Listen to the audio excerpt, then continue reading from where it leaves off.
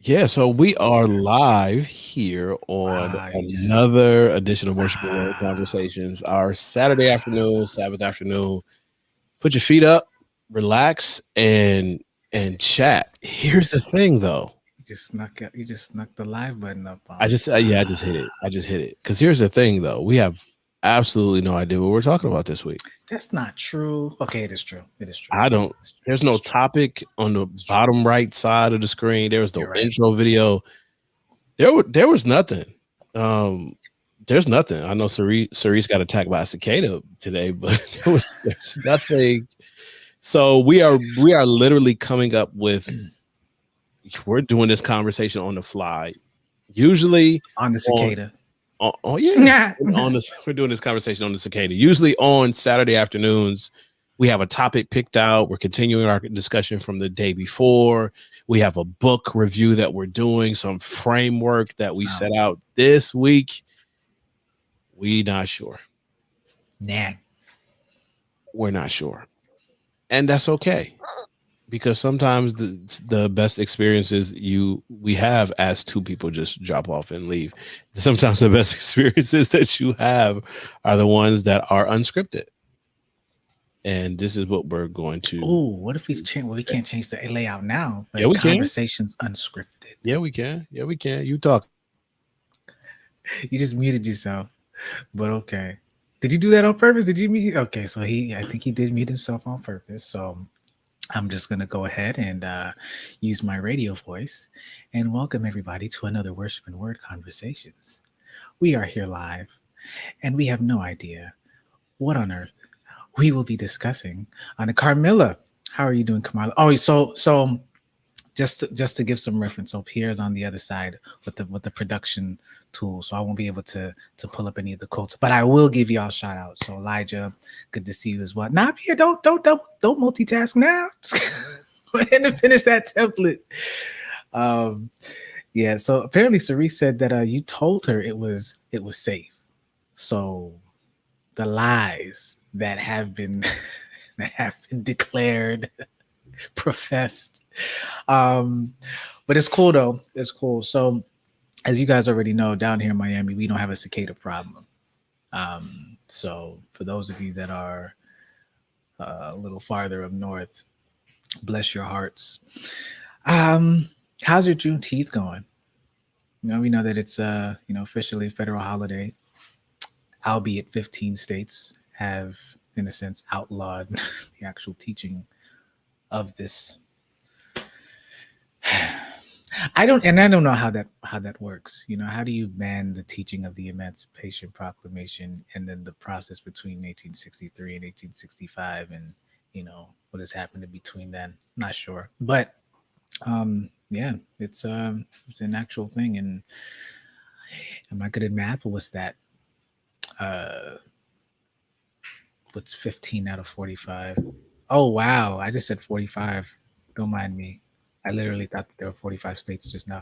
So yeah, it's about 30%. So 30% of the United States has banned the teaching of. Oh, he did it. Yeah. Okay, he saved me. Yeah, I'm we're over here. here coming up with percentages. Yeah, yeah. I don't know what you were doing.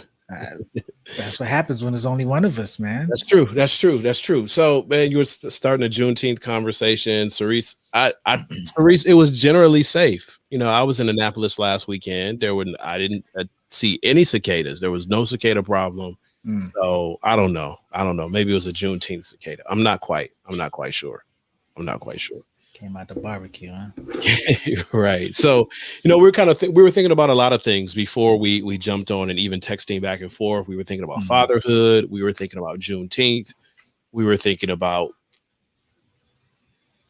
unpacking a little bit more of what we shared last night. A lot of mhm. thoughts came to our minds, and this is what Yeah. really makes this one of those potluck after church. Hey, I didn't even go to church today, but I showed up for the food. Yeah. Whatever it Yeah. is, type of conversations like come alive. We're really practicing this today, where you just get a whole bunch of people together and a topic just comes up and it Organically. carries. it just carries. So Yeah. that's really what we're on today. So we're gonna try to swing at a couple of things. I'm gonna set it up, Chris. I want to ask you about Father's Day. Okay. I want to ask you about Father's Day, man. Like, how is like for you? I know you don't have kids, but you have a dad, you have a father, and you know what happens for you this time of the year? Is it like we're gonna grab a card, we're gonna dap dad up, say Happy Father's Day? That's really it. Is he the type of guy that's like, nah, we ain't got to do all that. No need, don't do all that. Yeah. And I think it's different when I think there's a difference when you actually still live with your. I could be wrong, but I was never really that person, the celebratory person. That was something that had to be kind of learned, right? Yeah. There's a difference when you're actually living with them versus like when you're away and you come and then you want to kind of just kind of lavish. And I don't know if it's different for for daughters versus sons, but yeah, it's real simple, nothing out of the ordinary. Probably could do better though. I ain't gonna lie. That's real. They gave up. Yeah, almost. Yeah, but yeah. It's yeah. We'd love to hear the comments for those of you who do Father's Day related festivities. What do you do? Are you like, let me grab that a sock, pair of socks and a tie? Is this a difficult time for you as you remember your father or your grandfather? What does it look like for you? And even with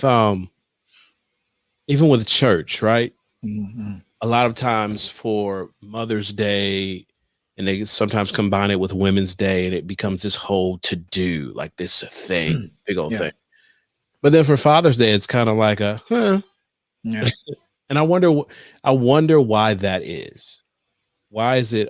Does it seem like Father's Day is sort of where Mother's Day is this huge thing? I don't know. Are you the same when it comes to Mother's Day? I'm a little more intentional. Okay. All right. I think we're on to something here. We're on to something. Why is that? I'm the same way. Culture. I think it's culture, P. Yeah. So I'm a weird. I'm not a family person. There's that piece, That's a different unscripted. we are and so that being said, it's I think that a large part of it, I think you mentioned it, from a church standpoint, a lot of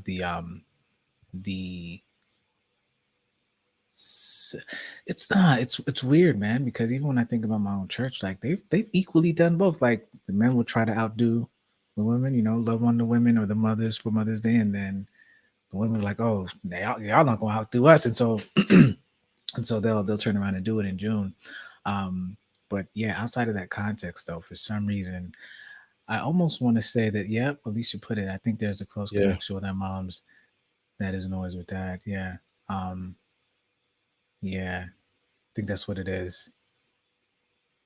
I want to unpack. I want to work with this a little bit, Alicia. Cerise says, "How you gonna say that you're a dad now? So that should have changed your perspective regarding the recognition." No, Cerise. Like I'm still like, my kids are like, "What do you want?" And I'm like, nothing. Yeah.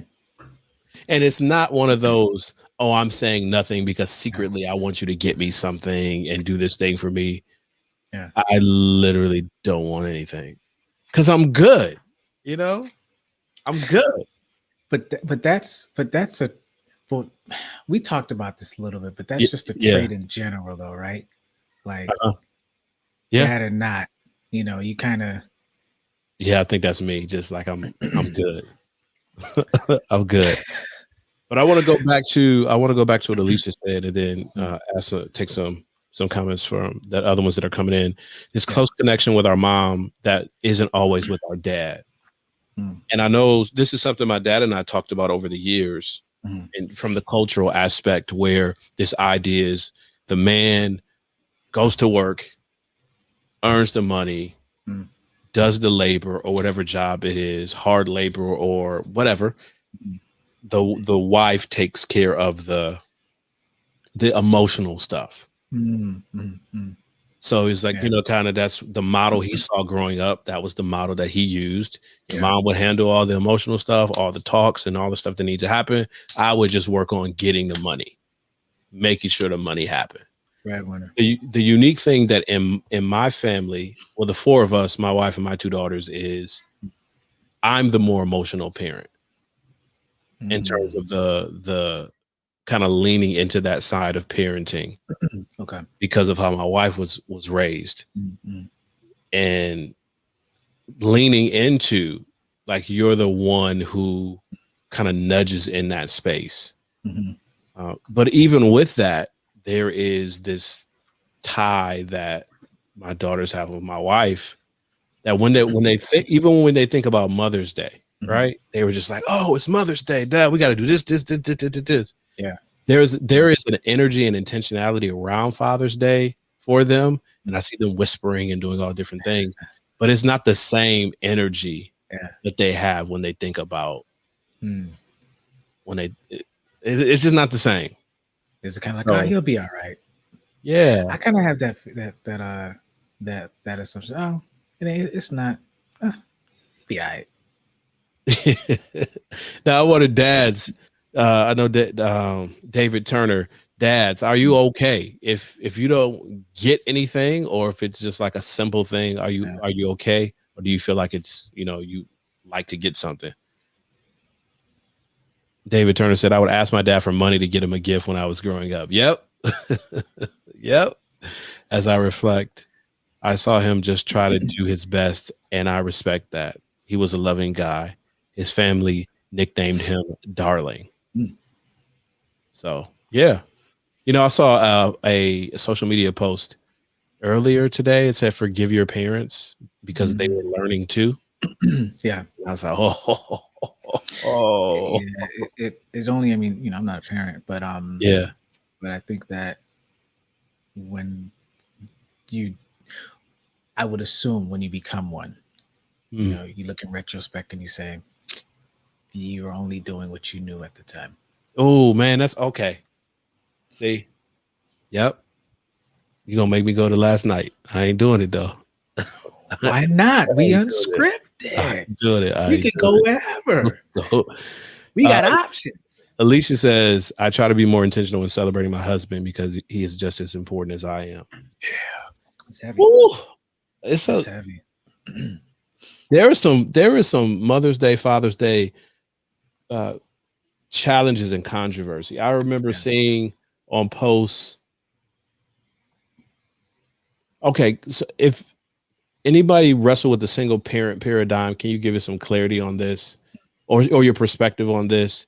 I know there's sometimes some tension or fake social media tension around Father's Day and give your mother a gift on Father's Day if she was a single parent. I've seen that over the years, and I've seen some real or fake social media arguments around that. I'd love to get everybody's thoughts and perspectives. I hope I'm not getting in trouble. This is what happens when we unscript it. We could always delete it when we're done. Yeah, we could. So what are your thoughts? If there's a single mother raising her children, Father's Day comes around, are you for get mom a gift on Father's Day because she was the only person that's there? Yeah, drop that in the comments. Yeah. So okay. So well, I'll read Sean's and then I'll chime in. He says, my daughter shares my interest in airplanes and she asked to go plane watching tomorrow. So that's what we're going to do. Oddly enough, I think my wife puts a lot of effort into showing her appreciation for me, probably because she knows that the day is usually tough for me since losing my dad. Yeah. That's That's a whole nother wrinkle, right? You're a dad. Yeah. And you're gonna have this awesome memory, Pastor Sean, with your daughter tomorrow. You're a dad. but you lost your dad. Mm-hmm. Mm-hmm. So the tension of the joy Mm-hmm. and the sadness and the same. It's a lot. And we throw, Chris, we were talking about this a little bit yesterday. Yeah. We throw out these program ideas or these, these celebrations. Mm-hmm. We were talking about during life updates. Yeah. That we don't all respond to the situation the same. Right. It's true. Or some people Father's Day is like, nah, I can't even do it. I'm not even trying to like go to church when they had that celebration. Mm-hmm. And some people are like, oh, but I have children and it's a good time. But then I forget my dad is gone, or my dad was abusive, or any triggering thing. Right. And how do we minister? Mm-hmm. Mm-hmm. How are we more intentional as a community when we're recognizing that celebrations and milestones for some of us can also be triggers for others of us? Mm-hmm. So Ali's lighting up the comments. You're gonna have to chime him in. David resonates. I resonate with what David said. He said, that's a good question. Your mom is not your dad, and vice versa. But there are these external pressures. It's not like there's only a Father's Day. Yeah, there is no Mother's Day. Yeah. So I mean, personally, for me, no, you're not a daddy. Right? Like it's just, and there is this perhaps social, construct of I have to be mother and father. No, you're just mother. So it could very well be that if you operate under that construct, then Father's Day comes around, you're a single parent, then it's like, celebrate you on Father's Day as well. So on one side, I'm like, hey, do what thou wilt. Yeah. The other side, I'm like, but you ain't a daddy. You're a mother who has to, do the role of, I don't want to say arguably, but you doing two roles in one, which then begs the question, well, if I'm doing two roles, then should I be celebrated for both roles? I don't know. I'm not a holiday person either, right? I know. So I was trying to have a meeting. I realized just because July 1st is on a weekend, I was like, yo, let's set this meeting up on Monday. And they're like, oh, it's July. Not July 4th. And I was like, oh, that is a holiday, isn't it? For me, it's just a regular day. Yeah. I got to do better, y'all. Listen, I got to do better. I'm not a contrarian when it comes to certain things like holidays and whatnot, but I'm also not the person who's like every day should be. I ain't gonna hold you, Chris. I am a contrarian from this standpoint, right? From this standpoint. And it's not even like on some old pagan origin stuff. And we can get into that. It is the commercialization, bro. I can't stand it. I can't stand going to the store and what do you go? Bro, they already got school supplies out. Like, what are you doing? 2 reasons. What you said. David Turner says, I need a balloon and some bubbles. and here's a crazy thing. I had a great childhood. Like, our sister. So our dad used to go like create our own kites and fly them joints out before the school across the street was there. There's just this huge lot of just open land, So we did some cool stuff, man. Race cars, all kind of stuff. But I'm just like,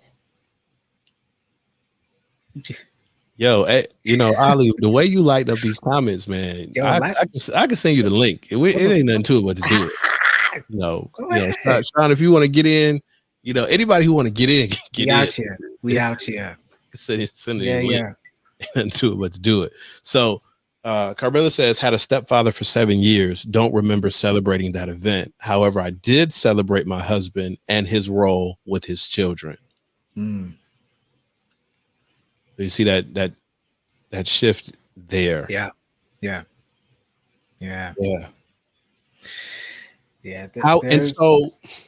No, go ahead. I'm just kind of throwing the question out here, and Chris, you just jump in afterwards. How is it for individuals who maybe like Carmilla didn't really celebrate Father's Day as a kid relative to their fathers or father figures, but learning to or being intentional or practicing the celebration of that idea now that you have a husband and children, and what that shift has been like. Yeah. I got some good stuff here. Yep. I'm just scrolling through and looking. Again, so he says, my daughter said she was going to give me a gift for Father's Day. I told her no. Fathers play a specific role, and I do not fill that role. Father's not fulfilling that role, then we find other male mentors, uncles, etc., to fill that male role.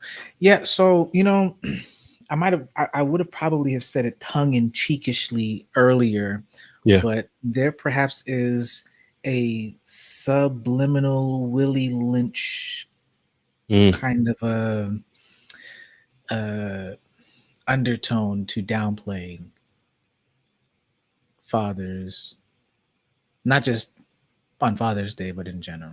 Yeah. I was gonna say that earlier. I was like, maybe not. We unscripted, but now that we're talking, we unscripted. We are unscripted.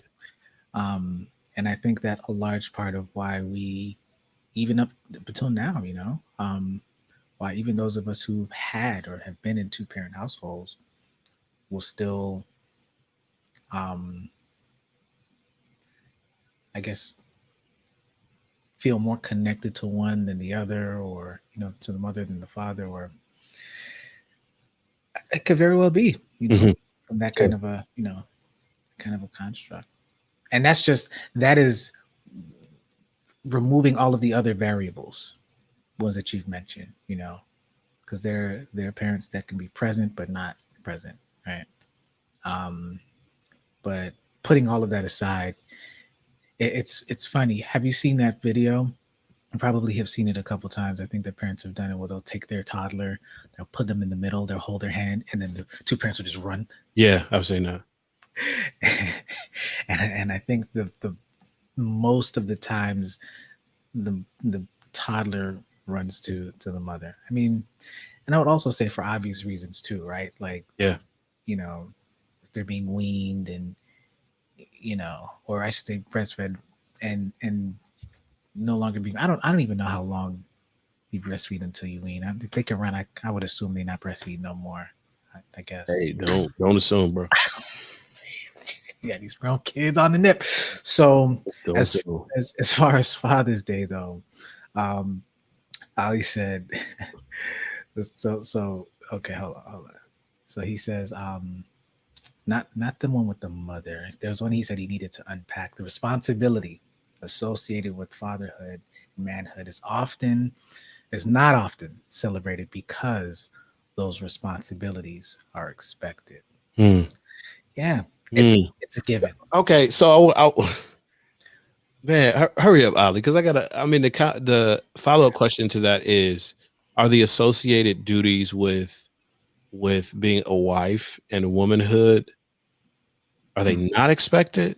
Like, what's the, because I hear what you're saying, and I agree with you. It's like, this is just what dads are supposed to do, just what fathers are supposed to do, just what husbands are supposed to do. It's just what you do. But conversely, do we feel that way as it relates to the duties of wives and mothers? And ladies, chime in here. Well, I'd love to hear your thoughts on this. Yeah, it just feels as if the whole idea of celebration and to use Dave's balloons and bubbles is not inherently masculine, unfortunately, right? And so maybe it's how we celebrate it, like if a Father's Day is going out and doing a barbecue, I mean, that's still a celebration. Yeah. Right. But I guess perhaps we don't see it that way. I think it's usually maybe perhaps it's celebrated differently. Alicia says, I think society plays a role in how Father's Day is downplayed. We don't see commercials on TV or gifts being pushed on us in the stores. Yeah, come to think of it, I mean, I've been doing a lot more streaming than actual TV watching. So yeah, but I think she's right. There's no Father's Day commercials, really. Yeah, if my memory is not fabricating, what she's saying, yeah, there really is it. And if there is, it has been a long time ago, and it's been centered around um holiday sales, Mhm. tool sets, Yeah, the manly stuff, manly stuff. yeah, shopping. Yeah, but this is the man right here who's gonna just go ahead and he's I mean, he's a you wrote a book, he wrote on a it, so whole book. He's an Man. author. yeah. What's going I on, Ollie? appreciate you, gentlemen. Happy Father's Day, Pierre. Um, man, to answer your question though, yes, the the duties, if you will, of a mother are expected, but I believe that we've wrapped those duties in a package that allows for a certain level of endearment to be placed on that. Mm. So there's nurturing and there's loving and there's guarding and the mother hen concept and all of these things that the needs that they fulfill in us that cause us to fall in love with that level of care. Mhm. That package is not the same for guys. Provider, protector, you know, that's part of manhood. And generally we don't celebrate people for stuff they supposed to do. Hmm. Be like, okay, you did that, that's fine, but you're supposed to do that. You know Hmm. what I mean? And I think just society at large, just over time, has just ingrained that, and we've just taken those two different paths as it relates to what is expected of a man and what is appreciated from a woman. And it just takes us in two different directions. And I think somebody said something about Yeah, media and not seeing commercials and things of that nature, and it just it yeah. just spirals out of control. You Like, did you you? said something just now. But go ahead, P, and then I'll chime in. Sean says expectations and responsibilities are seen as more virtuous for a woman in terms of what you're supposed to do. I think it's kind of connecting to what you were saying, Ali. Yep, yep, that's true. Yeah, It's you just the mentioned two. connotation we put on it. Yeah. So you said you used two words just now. You said what's appreciated by a woman versus what's expected um by a man. It's tough, right? Because I think women, wives, and mothers can argue for, well, there's a lot of things that's expected from us that the day can't even begin to, Hmm. you know, Hmm. to Yeah. to celebrate or to capture, within this 24. And let's be real, many of us, Or we like ain't an doing it for a hour, whole 24 hours, right? or like 15 minutes. And so, um, what is it about? Okay, you're a man, specifically your father. You're expected to do it. What is it about that I guess makes does it make it an does it make it does it make it unfulfilling, Hmm. for lack of a better word, right? Is the you know happy Father's Day, pops. Like what, I'm just using that as a very extreme example, but let's be real, half of us probably do it like that anyway. But I'm just trying to think of what then should it look like. Perhaps is the question I'm trying to frame. Are we not doing enough? Hmm. Um, y- yeah. I haven't really hit on my question yet. That's how come I'm still going, because I'm really Yeah. trying to unpack what this is. It's almost as if because here it is, right? We have all of these holidays. As a matter of fact, every day there's a national day for something in the U.S. Bruh. Today there's a national day for something. Like there's a whole bunch of so on one side you can argue that you just sticking to the main days, the main holidays, and for those that are trying to keep up, they're probably jaded Yeah. Yeah. by just celebrating. For others, it's it's I don't know. Like, so for instance, with Mother's Day, my mom's birthday is close to Mother's Day, right? And I think that there are a lot of individuals too where there's probably a season of celebration already that's happening that could probably impact the holiday. Guys, I have no idea what I'm trying to get at right now. Let's get to the original question. No, Is there more I'm that needs to following be you. done? I'm following you. Is I'm there more following that you on needs to be done for the for fathers? Because you mentioned the word expectation. And if there is, what should it be? Are we not as celebratory? Are we not? Okay, I'll shut up. But yeah, I'm just trying to So unpack this. yeah. So It might I help wanna me to do celebrate better. David Turner's comment, and then I want to ask Ali a question.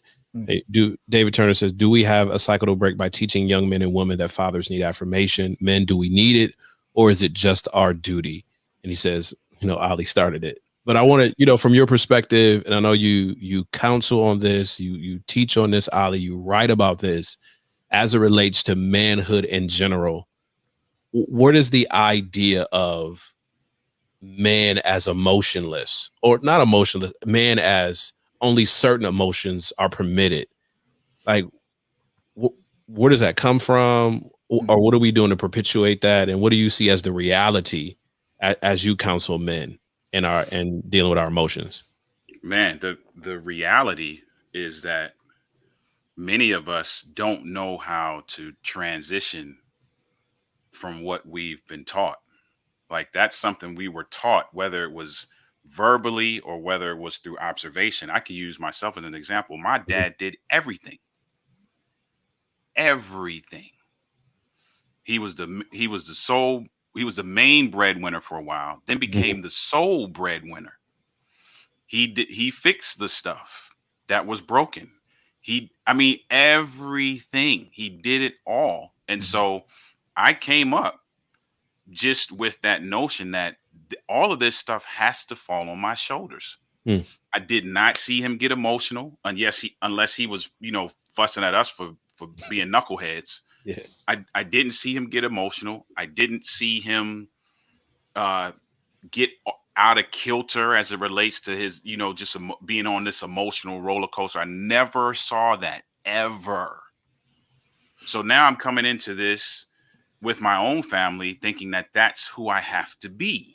And I think the flip side of that coin, and I think what you were trying to unpack a little bit too, Chris, and what Dave was alluding to with his comment, is that there's a certain level of vulnerability that we have to accept that will allow us to say, hey, we need that same level of affirmation that you give to mothers on Mother's Day. Yes, it is our responsibility to some degree based on what we've agreed to shoulder. But I want to hear that I'm doing a good job. I want to feel celebrated. I mean, you don't have to, like Pierre, you said, I think it was Dave said in the comments, he gave his wife and daughter the year off. They didn't have to get him anything, and that's fine. You don't have to shower me with gifts, but don't just let the day pass. And I think we haven't gotten, a lot of us, I won't say everybody, a lot of us as men haven't gotten to the point where we can articulate that. Where does love languages it's just going to keep going. Where does love languages fall into that? Because, I've learned that for example, appreciate you, wifey. My dad's own is words of affirmation, right? Mm-hmm. And so the celebration can also look and feel different. Versus the primary. And I know there's not everybody has just one, right? But there's usually a dominant, amidst the combination. If it was gift giving, perhaps celebration would be a little bit different, if that makes sense. Is trying to understand how to even communicate that appreciation. Is that kind of skipping some steps versus first saying, okay, we need to establish that appreciation needs to be given, period. Whether or not, as Denise says, even if they don't express that they need it. That's good. I'm just wondering, what because on one side of the spectrum, it's, you know, some aren't even getting it at all because there's this idea of, I mean, you're a man. This is just what you're supposed to do. It's expected. The other side of the spectrum is you may be getting it, but not in the way that you actually receive it or would resonate with what's being given to you. And so is it okay for men to talk about how they receive such appreciation? Because, you know, can we be picky? Can we be sophisticated? That's good, because I believe that's where a lot of us are. We're in between those things, man, and trying to figure out the nuances of that. I know for me, it took a while before I could just feel comfortable. Well, I'm not even gonna say feel comfortable, because I won't even say it's 100% comfortable.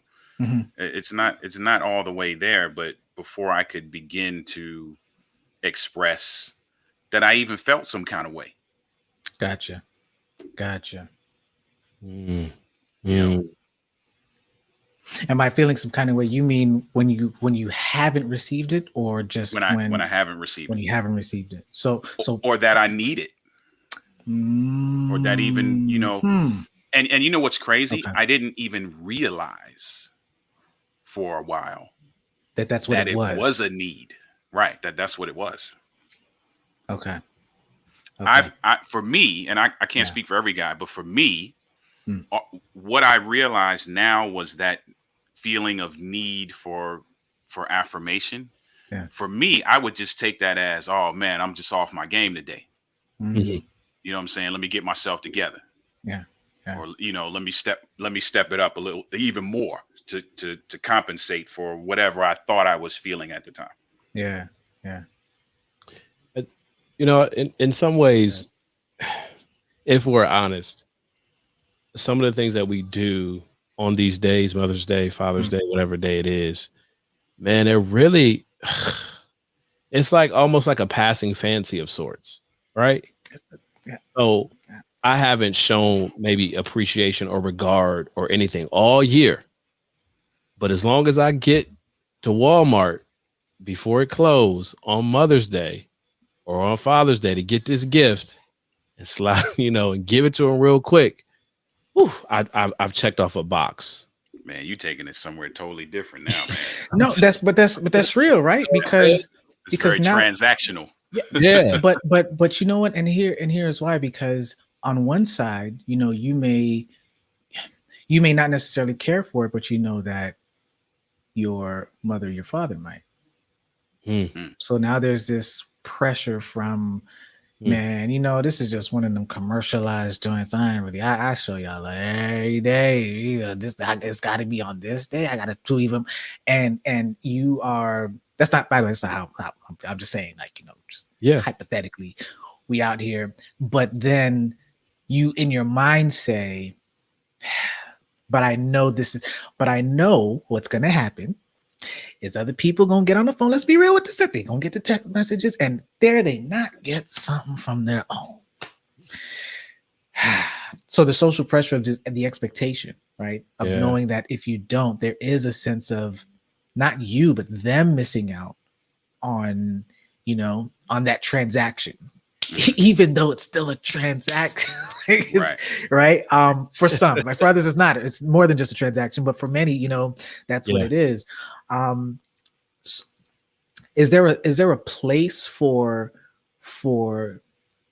and it's almost kind of doing your due diligence, fulfilling this duty? Let's be real. For many, it's not even because it's an inherent need or desire to want to lavish, you know, love, as much as I just got to make sure I get this box checked, because I know if I don't, it's gonna be a whole problem. I know if I don't, and even if I'm not going to hear about it, there's a seed that's planted. Are you not appreciative? Are you not grateful? Right. So what role, if that's even the term, does that play into perhaps maybe doing or celebrating even when you're not really feeling like it. However, at the same time, I mean, doesn't that get into the role of what a mother and a father do anyway, right? Things that they don't really want to do, but they still do. You gotta do them. And then and so it's like in a meta sense, we're on the other side where you're celebrating, but you're not necessarily in it. You're not really yet at the same time. It's like, this is I probably should do that because of the social construct that I'm in. Is that bad? And bad is such a terrible word to use for that, but like, have we missed the point? If we do that, does it? Let's say if it's not fully authentic, but it's something that is dutiful. How do we resonate with that? Like, do I just keep? Do you keep that to yourself? Because I mean, God forbid you give against that. Listen, I ain't really about this, but I know that this is like, who would do that, right? You just give the gift. But yet in your heart, that's what it is. Is it similar to when God is like, listen, don't give it if you don't really feel it, because I only want a cheerful giver. My mind is just running. I'm just throwing out questions. So let me say something to you, Chris, on this. Right, Yeah. I actually believe that you should say. Now, obviously, it's not you got to be careful how you say it. But I think that some of the missing that we do with each other is for the fact that we do not say on either end, hey, this is not really what I'm about, but I know it's important to you, so therefore I'm doing it. I think some of that, we leave a lot of that to chance. And because we leave it to chance, when we get it wrong, quote unquote, it's real wrong. And it depends, right? Because like for me, using myself again as an example, my parents are not celebratory at all. Right. I do not remember growing up Mother's Day being a big deal or Father's Day. I don't remember it. Period. Same. Yeah. Christmas, Thanksgiving, you name it. Like, and I brought some of that into my marriage, the Christmas things specifically. And just that not being who I am, but never articulating why and where that came from. But, Nisi and I, butting heads every December. Yeah. At a time that it's supposed to be fun and games for everybody. We're scowling at each other, but we don't know. Neither of us know why. Right. Because we haven't said anything. Right. Wow. Yeah. So I want to ask, and Carmilla made a comment, Cerise made a comment earlier. I want to really connect them both together. So Carmilla says, celebrating with my husband was easy because even before I married him, I saw his love, his affection, and his role as a father toward his children being played out. So yeah, I'm happy. Let's do this Father's Day thing so that you have that context on one side. Yeah. And then on the other side, you have, I'm trying to scroll back.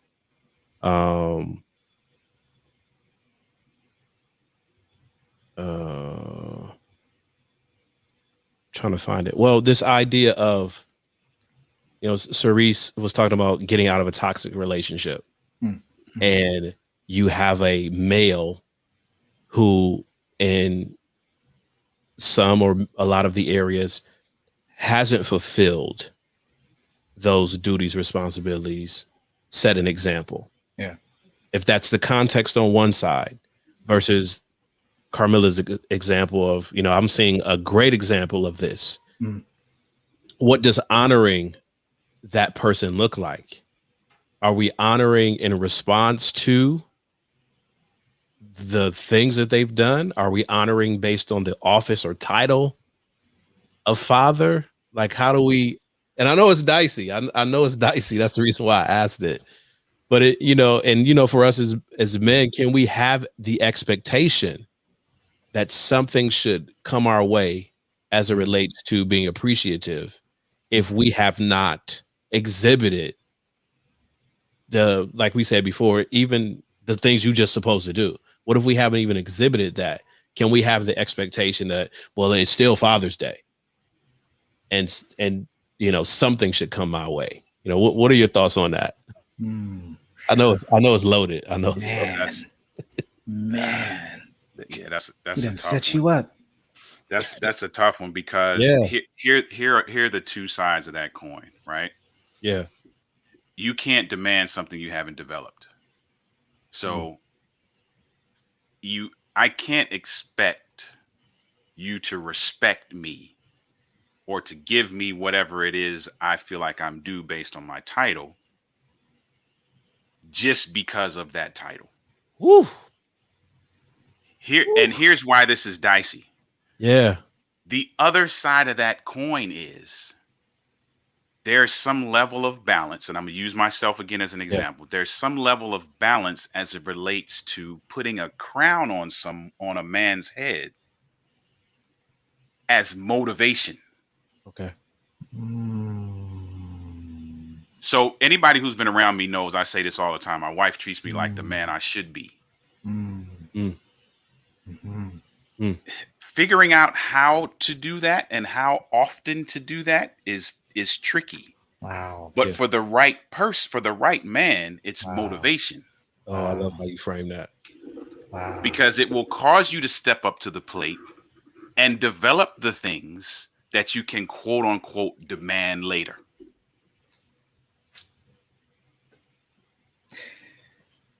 I think that key that you put in for the right man. Yeah. Mm-hmm. That right man, That's that crucial. right man piece. Yeah. You know? Yeah. Because we have, man, so many families and people are connected to what we do here in this online space, and some of them are saying like, "Yeah, okay, I get it, I see it," and then some of them are like, "That ain't gonna work for me." "Ali, this dude, you know, my dad was trash, Right? My grandfather was trash, my uncle was like trash, and we tried and we prayed and we did all these things, and they just would not."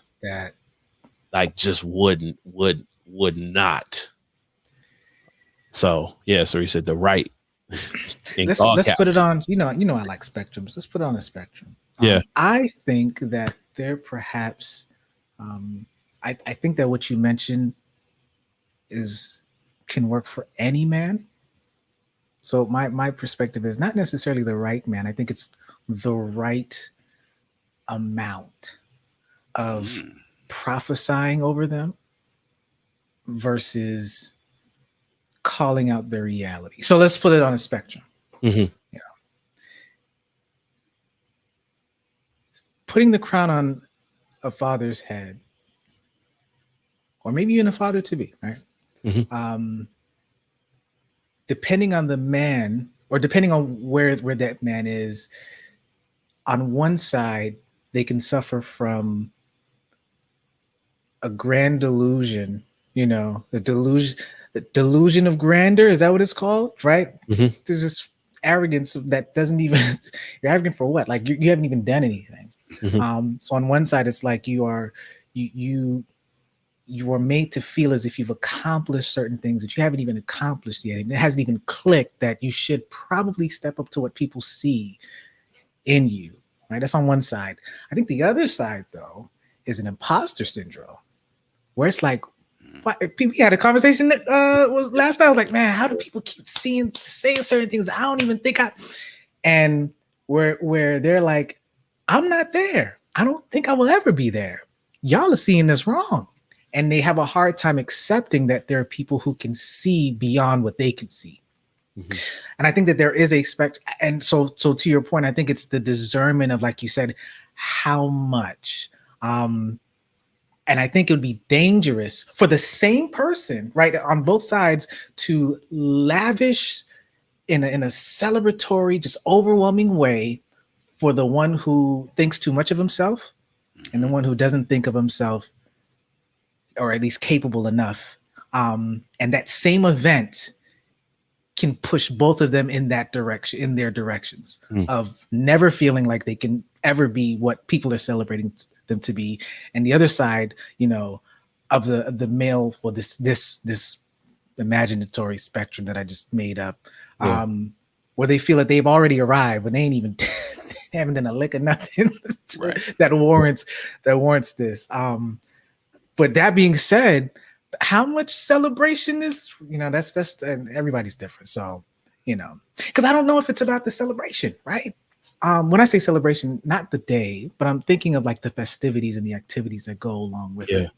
Um, there is a comparison trap that happens, especially on social media, how you should show your appreciation Oh man, yeah. to your father, to your Likes and parents. I share. mean, in this case specifically, let's say because tomorrow's Father's Day, so to your father, um, and that's tough, right? So for some, it can be a simple meal. For others, it can be an entirely huge just Right. event. Whole shebang. Yeah. And drive-bys was a huge thing over the last year, right? Mhm. Yeah.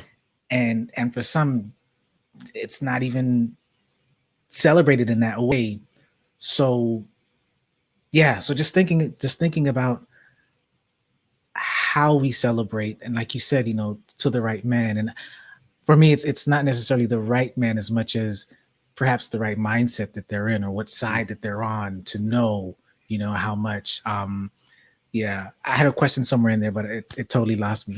Lana said the No, appreciation for I'm with you because that's what made the question so Yeah. dicey because Mhm. you crown the wrong person. Mm. You could in essence be validating their mediocrity. Wow. That's yeah. And Those are the words. That's the danger in it. Yeah. That's the danger. And so there is some level of discernment that has to be at play because that's the danger. That's what makes that question so tough. Yeah. Can we talk for a little bit about, and Lana talks about appreciation for any parent should not be reserved for any particular day. Can we just talk a little bit about how sometimes the gift giving and celebration is used as, and I can't speak for everyone, but sometimes used as replacement for like the conversations we should have. And we know we need to talk, but I'm just going to give you this thing and call it a night and kind of just drift on past until another holiday comes around where I can avoid a conversation by bringing you a gift or, cooking you a steak. I don't know if you've seen, if that, makes sense, is that if that's part of anybody else's reality. But, a lot of the families that I know, even in my family, and I think that's one of the reasons why I am celebration averse to an extent, especially Ali when it comes to Christmas. Mhm. Like, because I saw in my family growing up with all the tension and all this stuff, we would just pretend on Christmas that we got along and we would buy everybody a present and it would be a thing. And then we would go leave that experience like, I can't believe such and such, whatever. Sometimes I feel like we do the same thing, not just with Christmas, but with, even with Mother's Day and Father's Day. I'm not really talking to my dad, but I'm going to get him something just so I can check off the box, like Chris said. But I don't know if I want to be vulnerable or deal with actually having the conversation about the stuff that's bothering me. So can I add something on top of that question? Yeah, you're gonna get this, and then I gotta take a bathroom break right quick. So I need to hear this. I need to hear this answer. I'll pull you out. Let's so adding on top of that, is it okay? Yeah. Is it okay to not have? Who's to say that you have to have conversations, especially if and maybe we might be conflating love languages as a replacement for actual conversations that open people up. But once again, if gift giving is your thing, is that enough to be able to at least appeal to that person or to at least say, I've thought about you, or I'm appreciative of you? Or do you need to have conversations? Okay, go ahead and take me out, Pete. Yeah, I got I'll be right back. Yeah. Man, y'all throwing fastballs. So here the truth, or at least I'll give you my truth, is that the answer to that question is going to depend on the individuals. Yeah. For me, I've learned that I must have those conversations. And what Lana described is the ideal, that those things are happening consistently and periodically throughout the course of your life, so that you don't feel forced into a transactional kind of affirmation. But then you have folk like I go back to my parents. My parents are still married. So obviously something worked. I mean, they're not unhappy. My mom Yeah. gets frustrated with him from time to time because he, like I said, he was so even keel that sometimes that frustrates her. She actually wants him to get angry, but he doesn't, so but then they didn't have to have those deep kinds of conversations. Mm-hmm. So I think it's you got to determine what works. I think there are some initial conversations that need to take place so that you can establish what the parameters and guidelines and boundaries are around those kinds of activities, and how often is appropriate, and how much is needed. And then if you can coast, for lack of a better word, on that, then I guess that's on you. I haven't found that to be my experience. I know you talk about this in your book, Overcoming the Man Laws, but and I know Alicia alludes to this a little bit, even in her question. From the conversations that you've been having and the counseling that you and Auntie Denise do with couples, at what point do we? The word that I have right now may not be the best word, is free, but at what point do we renegotiate? So let's say our context is our father wasn't that great, or there were some challenges there, or there was a split in the family. And now as a male, or even as a female who is looking to get married or have my own family, when do I unhitch myself more or less from that negative example? Can I even unhitch myself from that negative example and reframe so that now I'm living from a different, reference point, instead of just rehashing all the bad examples that I've had and using that to say that I can never be, or I can never experience? I guess, can we shift? Can we pivot out of, yeah, it was tough, but can we pivot to but here's what I'm going to do, or in spite of? I believe, yes, we can.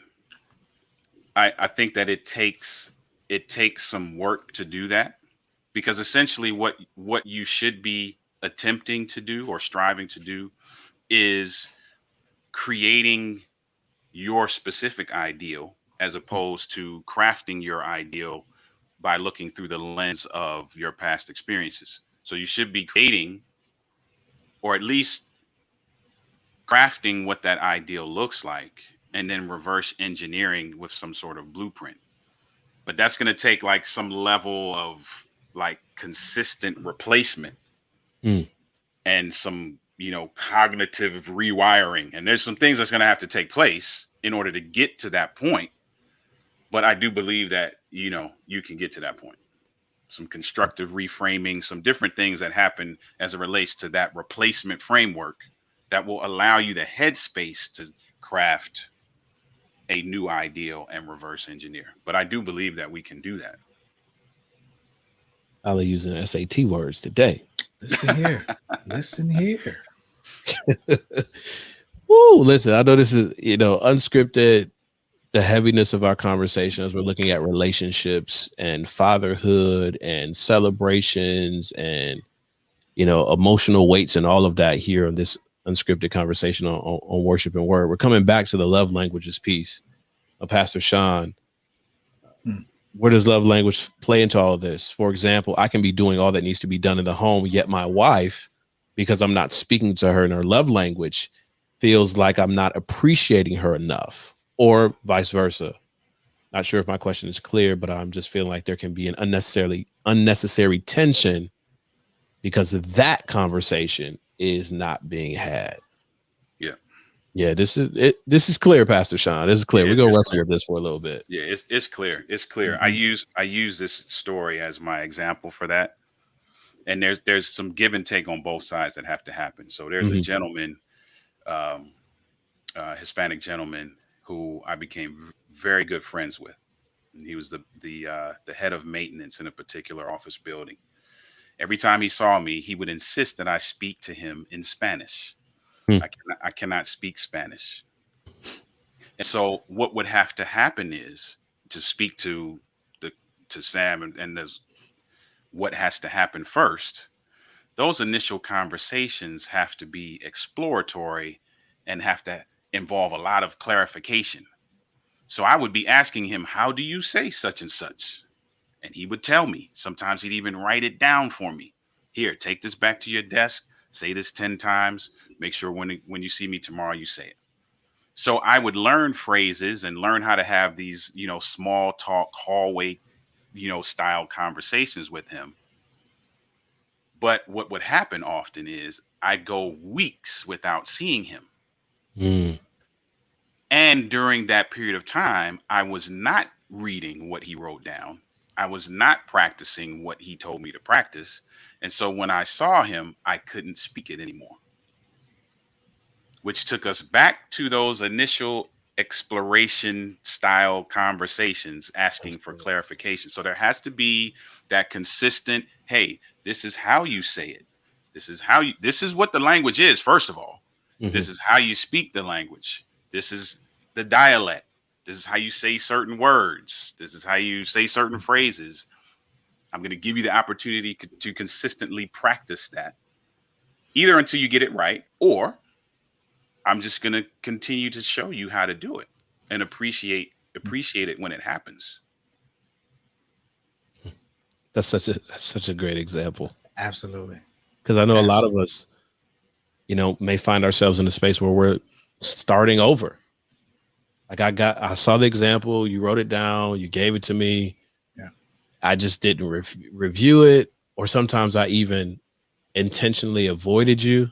So I didn't have to deal with the awkwardness of stumbling or fumbling through the example you set for me. So, yeah. And then the flip side of that, Pierre, yeah. The flip side of that is the other person has to have the patience and level of nurturing and care to even provide that guidance. Mm. Because he could have been like, oh, you don't speak Spanish? Nah, I don't got time to teach you that, dude. I'm out. Yeah. You on your own. Yeah. But for him to be with me in that hallway, hey, this is how you say it. Hey, grab a piece of paper real quick. Here's how you write it. This is the context. This word means this. No, use this version of the word in this. Like he did all of that with me in the hallway. Wow. So you have to, the other person has to be cognizant of the fact that there's a learning component. And what's involved in the learning component? Either you're willing to take the time to provide that level of education, or you're not.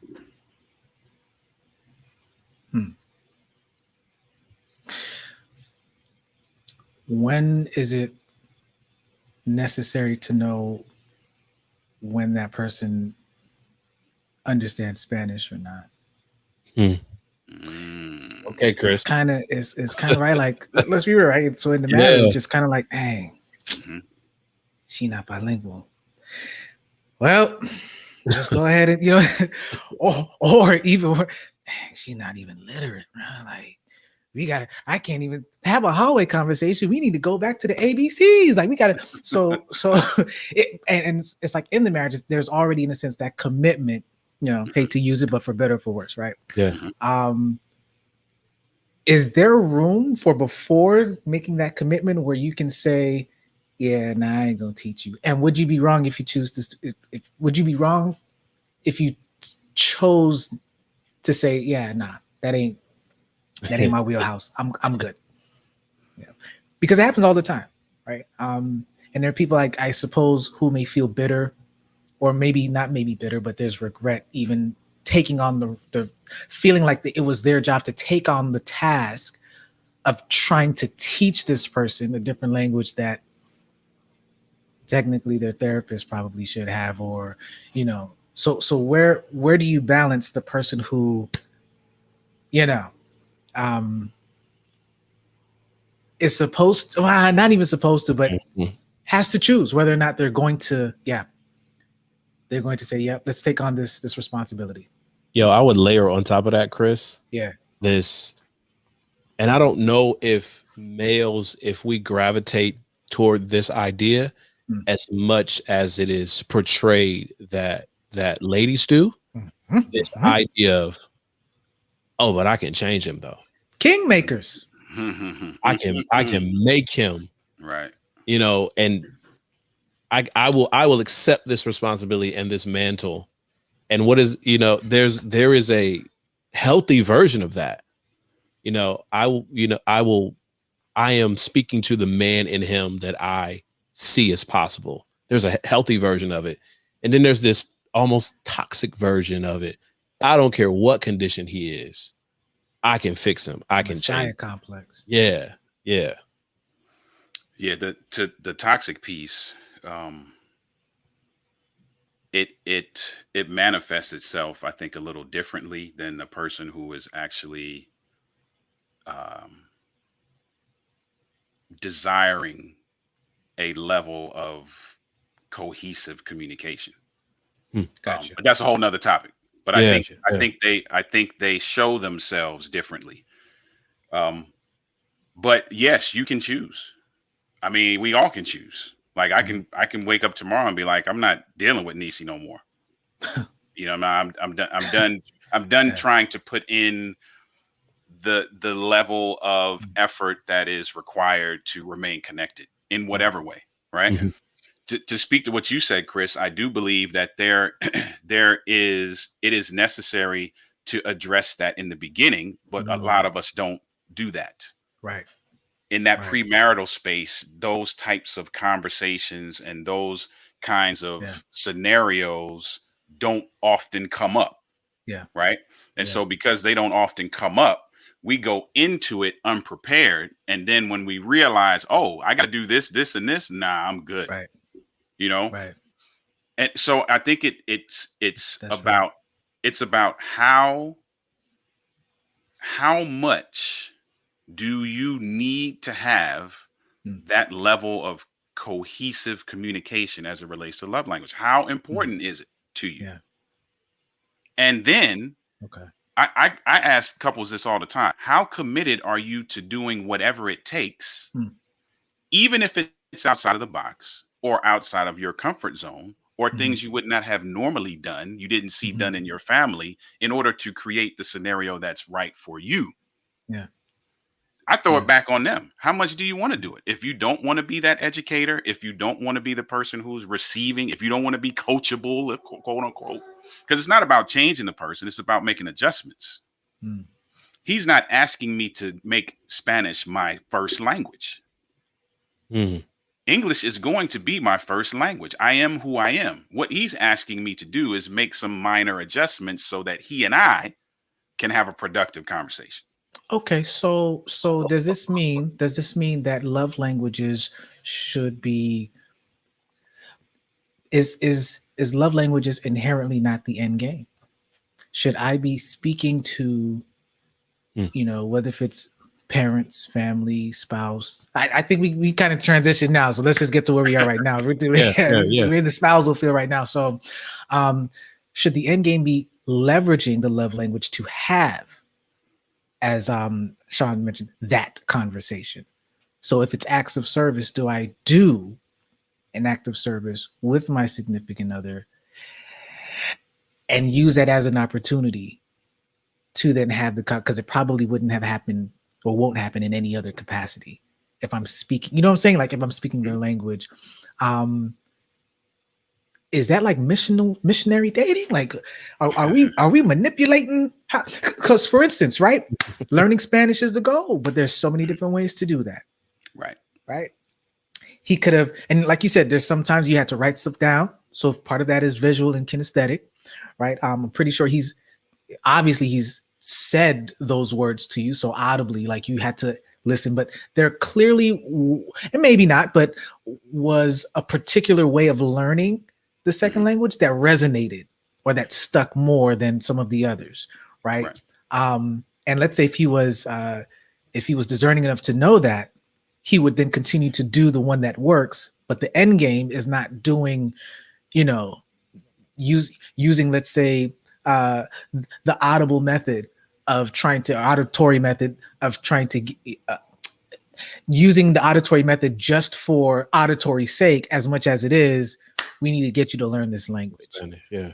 So transposing that to, the 5 love languages, am I using physical touch so that I can open up the opportunity to have conversations that really can't be had if it's only physical touch or quality time? And quality time is an interesting one, right? Because technically, but you don't have to say anything in quality time for it to be quality time for the quality time person, right? Just as long as you're in that space together, sharing something together, not necessarily a conversation, but something, it would be considered. So anyway, I'm just asking,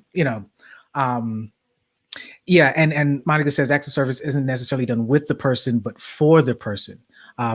That's how they feel loved. So, do we leverage these acts for another, for a bigger purpose, or is the act in itself enough? I think there's a strategic component. And people will call it what they will, I guess, but I know that there's a level of strategy that I have to use with my wife in order to ensure that things happen the way that she would prefer them to happen. So if you think about setting up a maze, right? If you set up a maze and you put a mouse in this maze, they can only go in the direction that you have based on the parameters that you set up, right? Yeah. I do believe there's a strategic component, and I do believe that we need to use that. I think where we mess up as human beings, especially as it relates to relationships, is that the level of trial and error and going back to the drawing board and crafting a new strategy and then retrying that we do in every other area of our lives, we do not want to do in relationships. Wow. I could testify to that. So if I try something and it doesn't work, peace. Yeah. And I think that's where we mess up. And a lot of couples that come to us in the beginning haven't even thought that would even be an option. I've been trying this and it's not been working. Okay, so try this. Right. Like, you didn't think about that. You do that everywhere else. If you're working on a project and it doesn't work out, the metrics come back in a way that you don't appreciate. What do you do next? Switch it up. Do the same thing in your relationship. And I think that's where we quote unquote drop the ball, because a lot of us, and me included, I was trying to do the same thing over and over and over again. I'm like, why is this not working? It's not working because it doesn't work in this relationship. So as it relates to the love languages, right? There's going to be some level of discovery that you got to go through, because some people may not even know what that is. Yeah. And then once you get past that level of discovery, then there has to be some level of training, if you will, and execution, and all of these stages and phases you got to go through. You may get to the execution stage and realize, wow, this is not working. And back we go to discovery. But a lot of couples don't want to keep doing that, traveling that road, because for them, that means that the connotation is failure. Yeah. And we're not going to do that. Man, Ali, you dropped a lot on us. We thank you for hopping on with us for this unscripted conversation. We had no idea where it was going. we talking about fatherhood and parenting and marriage and relationships and just so many pieces. I want to ask you to take a few moments, Ali, and just talk to us a little bit. You're a Worship and Word alum, like you're a familiar face, but there are some people who may not know anything about you and the work that you and Denise do. I know I put the website up just a little bit ago, but if you could just take a few moments and just kind of share with us your mission and the work that you do. Man, the nitty gritty is we're passionate about relationships, man. It's our goal to help couples to communicate without frustration and judgment, so that they can increase intimacy and build the relationship of their dreams. And we do that through a lot of what we talked about, helping folk to discover where they are, discover where they want to be, reverse engineer the process to get there. And that's just been our passion, man. A lot of that comes out of our own experience. So folk who follow us on YouTube and all of those, you see the things that we talk about, you can rest assured that out of 100 things, 98 of them, you could be like, okay, that happened to them. Because that's how we've learned, through that level of observation. And so we pass that on to other folks as well, man. Speakers, authors, podcasters. My spin-off passion, if you will, is men. And so the book that I wrote is geared towards men. And that's what we do, man. It's and my wife just said in the comments, not just physical intimacy, and to increase intimacy overall, because there are several types of intimacy. But yeah, that's our goal, man, is just to see couples grow and thrive, and that we put everything we have into it. That's awesome. That's awesome. I didn't know, Chris. We didn't know we were getting into today, did we? No idea. Yeah, no idea. Nah. We didn't know what we were getting into today, but the comment section, the comment feed has been literally on fire today with the responses and even questions and prodding from our Worship and Word community. And we want to thank you for hanging out with us. So y'all got time. I ain't gonna try to tell y'all what to do, but y'all got time. Y'all might need to take them ties and socks back to the door. All right, back to the store. All right, because ain't nobody been nowhere. You've been buying the same tie and socks for the past 10 years. Switch it up, y'all. Switch it up. Switch it up.